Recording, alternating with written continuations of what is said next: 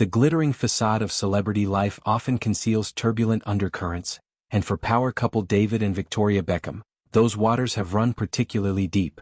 As icons of British pop culture, he, the soccer legend turned global brand ambassador, she, the former Spice Girl who pivoted to high fashion, their union has been a spectacle of glamour, from red carpet premieres to multi-million-pound endorsements. Yet, beneath the designer labels and private jets lies a chapter of raw vulnerability, the near collapse of Victoria's eponymous fashion label, a saga of financial strain that tested the very foundations of their marriage. In a candid revelation from her Netflix docuseries Victoria Beckham, David peels back the layers, exposing how a seemingly innocuous obsession with office aesthetics spiraled into a crisis that forced uncomfortable truths to the surface. It was 2016, a time when Victoria Beckham's brand was still finding its footing in the cutthroat world of luxury fashion. Launched in 2008 amid the economic fallout of the global recession, the line had carved a niche with its sleek, minimalist designs, think tailored trench coats and silk blouses that screamed understated elegance. But success came at a cost, one that ballooned beyond control: the annual expenditure on plants. Yes, plants. Over $90,000 a year on lush greenery to adorn the London headquarters, plus another $19,000 for a dedicated waterer to tend them. What began as a bid to infuse creativity and serenity into the workspace devolved into a symbol of excess, a green-thumbed folly that drained resources when every penny counted. David, then 50 and navigating his own ventures like co-owning Inter Miami CF, found himself at an impasse. For her to say, "We need some money, the business needs more money," that was hard for both of us, he reflected in the docuseries, his voice heavy with the recollection of sleepless nights. Because I didn't have the money to keep doing this, and eventually I was like, this cannot continue. The admission stings even now, a far cry from the invincible image of Beckham the athlete, who once commanded $250 million contracts with LA Galaxy. Post-retirement in 2013, his focus shifted to business, launching House 99 grooming line, curating whiskey for Hague Club, but family finances remained intertwined.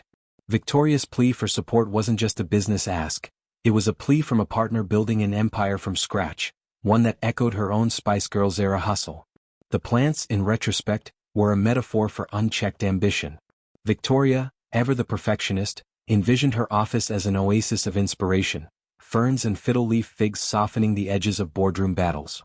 But as sales dipped, luxury fashion's fickle market favoring fast fashion's affordability, these botanical luxuries became liabilities. She loved plants, David continued, a wry smile betraying the absurdity. And it was costing her £70,000, $93,000, a year. And then there was someone who was coming to water the plants for £15,000, $19,000, a year, and that's only the beginning. The detail is almost comical in isolation, but in context, it's a stark illustration of how small indulgences compound in a high-stakes venture. The brand's overheads, rent in Mayfair, artisan fabric sourced from Italy, already stretched thin, greenery maintenance tipped the scales.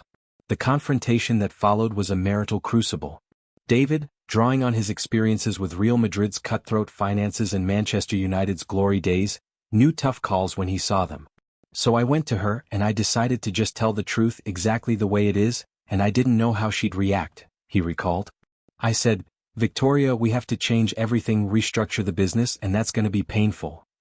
Imagine the scene, their opulent Cotswolds home, kids tucked away, the air thick with tension. Victoria, fierce and unyielding, faced with the reality that her dream, born from Posh Spice's reinvention, might falter. David's words weren't rejection but a lifeline, forged from love and pragmatism. This cannot continue, he had thought, echoing the resolve that saw him through 763 club appearances and a World Cup runner-up finish. Their story isn't unique in celebrity entrepreneurship. It's a microcosm of the entrepreneurial grind. Victoria's label, rebranded simply as Victoria Beckham, has since stabilized, boasting collaborations with Tommy Hilfiger and a cult following for its ready-to-wear. But the docuseries lays bare the human cost. David described it as, "the hardest thing I've ever had to fix," surpassing even the agony of a torn ACL in 2001 or the 1998 World Cup red card scandal. For Victoria, it was a humbling pivot from stage lights to spreadsheets, learning that vision alone doesn't pay suppliers. Yet, resilience defined them. Post-restructuring, the brand thrived, beauty lines launched, stores in Seoul and Miami.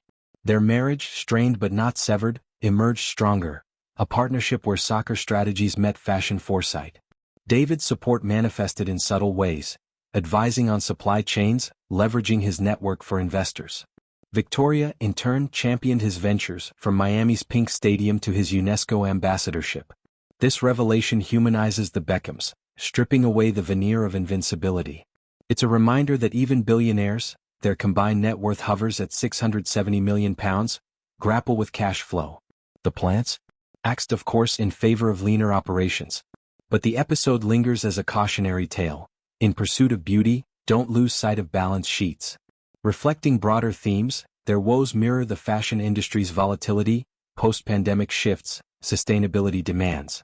Victoria's journey from group pop star to solo mogul parallels David's from pitch to pitch side. Together, they've navigated tabloid storms, the 2004 Posh and Beck's divorce rumors, with the same tenacity.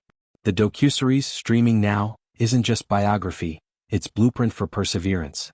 In the end, the Beckham's money woes illuminate a truth. Wealth is fleeting, but grit endures. From plants to power plays, their story is one of reinvention, proving that even in crisis, love and logic can bloom anew.